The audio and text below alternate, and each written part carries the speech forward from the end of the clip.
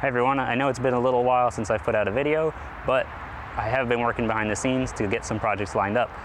As you probably know, the car market right now is pretty crazy, so finding projects at a good price that are not completely clapped out can be a little bit of a challenge. So I've been spending some time working on that and picking up some projects.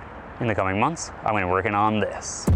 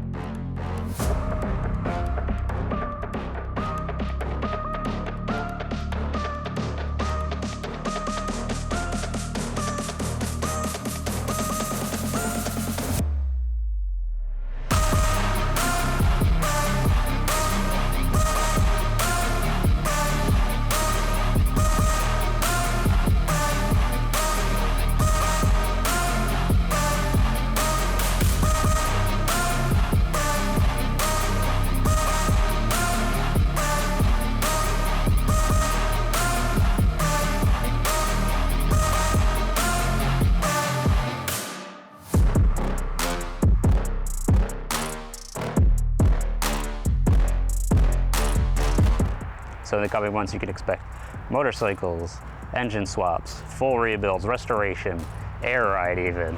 So if you're interested in all that, hit that subscribe button and that bell and stay tuned for some cool projects.